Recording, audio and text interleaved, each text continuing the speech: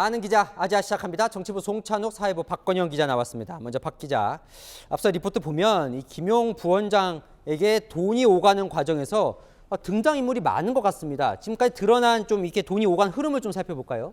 네, 이 검찰은 김용 부원장에게 돈이 건너가기까지 등장하는 인물들 총 5명 정도를 일단 보고 있습니다. 네. 살펴보면요, 김 부원장에게 대선 자금 명목의 돈을 요구받은 유동규 전 본부장이 남욱 변호사에게 돈을 마련하라 이렇게 하고요.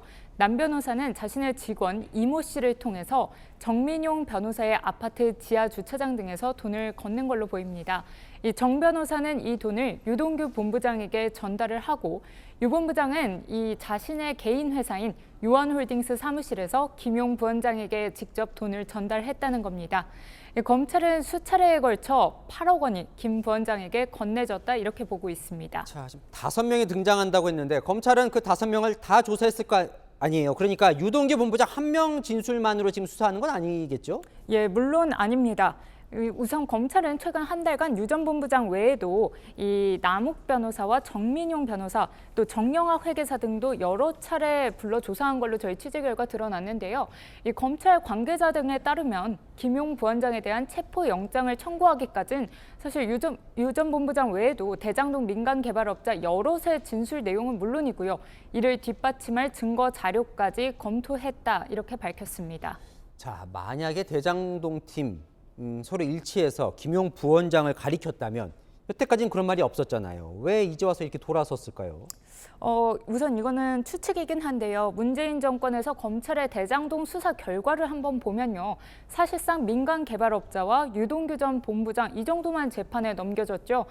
최근 위례 신도시 개발 관련해서 추가 수사 결과도 이 유동규 본부장이나 남욱 또 이런 민간업자들 추가 기소로 그쳤고요.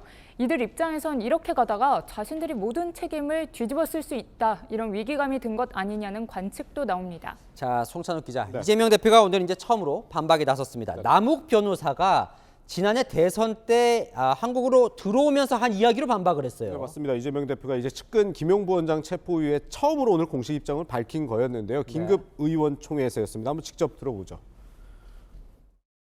10년 동안 찔렀는데도 씨알이 안 먹히더라. 그리고 그들끼리 한 대화 녹취록에 이런 얘기가 나옵니다. 우리끼리 돈 주고 받는 이런 거는 2층 즉 성남시장실이 알게 되면 큰일 난다. 죽을 때까지 비밀로 하자. 이런 얘기들이 자기들 내부 녹취록에 나옵니다. 네, 이 남욱 변호사의 언론 인터뷰 그리고 대화 녹음에 담긴 것으로 알려진 발언을 근거로 사실이 아니다 이렇게 주장한 건데요. 이 지난 대선 때 반박했던 내용과 같은 내용입니다.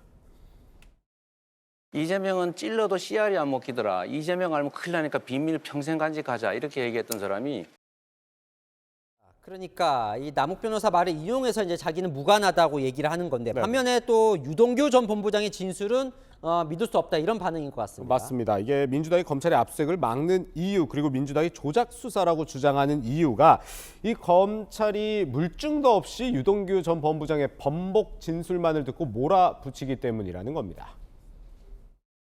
정치검찰의 회유와 협박으로 확보한 진술을 근거로 야당 대표를 유죄로 만들기 위한 수순입니다.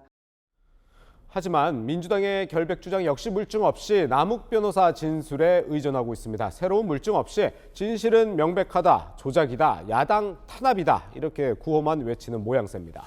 자, 박건영 기자, 민주당은 검찰이 유동규 전 본부장을 회유한 것 아니냐 이렇게 지금 의심하고 있는데 검찰 쪽에서는 뭐라고 합니까? 이 며칠간 여러 의혹들이 제기가 됐잖아요. 네. 대표적인 것들을 살펴보면 민주당 측에서는 검찰이 유 전 본부장 석방을 지렛대로 회유하려 든 것 아니냐, 유 전 본부장의 여성 지인을 활용한 것 아니냐 이런 의혹 등을 제기했는데요. 우선 하나씩 살펴보면요. 검찰은 지난달 위례 신도시 개발건으로 유 전 본부장을 추가 기소하면서 잡아두려 했지만 법원이 대장동 재판과 병합을 받아주지 않아서 구속을 연장할 수도 없었다는 입장입니다. 이 유 본부장의 여성 지인 조사에 대해서도 입장을 밝혔는데요. 최근 유 전 본부장과 여성 지인을 함께 조사한 건 맞다 이렇게 말했습니다. 하지만 이 조사는 회유와는 아무 상관이 없고 자료 제출과 일부 사실관계를 확인할 목적이었다는 겁니다. 오히려 검찰 관계자는 외부, 그러니까 공범 측에서 유 전 본부장을 회유하려는 시도한 정황이 있다 이렇게 반박했습니다.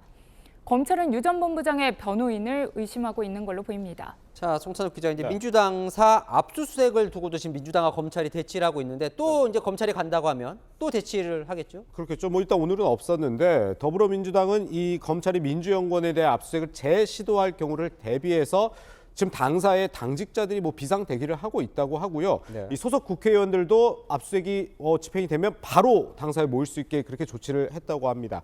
그리고 이 김용 부원장이 이제 민주연구원에 출근한 게 뭐 사흘 정도밖에 안 되는데 이 사무실을 압수수색한다는 것, 이 겁박과 모욕을 주기 위한 것이라면서 압수수색에 절대로 응할 수 없다는 입장입니다. 자, 박건영 기자, 이제 수사가 어디까지 갈지가 이제 관심이에요. 김용 부원장 선에서 끝나겠냐 이런 말들이 많이 나옵니다. 어떻습니까? 네, 사실 김용 부원장이 지금까지 받은 돈 모두 현금으로 전해지거든요. 그럼 이 돈이 이재명 대선 캠프로 흘러 들어갔는지 이걸 밝혀내는 게 결국 관건이 될 것 같고요. 이 불법 정치 자금이 대선 자금으로 쓰인 정황이 나오게 되면 기본적으로 이재명 후보 캠프의 회계 담당자 조사는 불가피해지고요. 또 김용 부원장과 함께 최측근으로 분류되는 정진상 민주당 대표실 정무조정실장도 수사선상에 오를 수 있습니다. 나아가 수사의 종점은 결국 이재명 민주당 대표가 될 수 있다, 이런 전망도 나옵니다. 하지만 오늘 이완석 검찰총장이 국감장에서 이런 말을 했습니다. 검찰은 사건을 수사하지 사람을 수사하지 않는다, 이렇게요. 이재명 대표를 최종 목표로 한 수사 아니냐는 의혹을 부인한 건데요. 이 총장은 증거나 법리만 보고 수사하겠다고도 약속했습니다. 자, 민주당 내에 좀 온도차가 있다 이런 리포트 보여드렸는데 네. 당 차원에서 이 대표를 엄호하는 게 좀 부담이다 이런 말도 나오기 시작하는 것 같습니다. 네, 뭐 방금 얘기한 것처럼 수사 어디까지 갈지 모르니까 민주당은 일단은 지금 야당 탄압이라고 주장하면서 단일 대우 구축은 하고 있는데 이게 뭐 내부에서는 조금씩 다른 목소리가 나오기 시작하고 있습니다. 한 비명계 의원은 이 잘못이 있으면 잘못한 대로 처벌을 받아야 한다고 했고, 다른 비명계 의원은 당 전체적으로 강하게 대응하는 건 맞지 않는다고 본다고 말했습니다. 이 수사 상황에 따라서 이 단일 대우 깨질 수 있다는 관측도 나옵니다. 자, 박 기자, 마지막으로 이 김용 부원장은 늦어도 내일까지는 구속영장을 청구해야 된다면서요? 네, 이게 48시간 동안만 적용이 되는 거기 때문에요. 네. 적어도 내일 오전까지는 구속영장을 칠지 결정을 해야 합니다. 구속영장을 청구하지 않으면 석방해야 하기 때문에 구속영장은 사실상 예정된 수순이라는 관측입니다. 네, 잘 들었습니다. 아는 기자 송찬욱, 박건영 기자였습니다.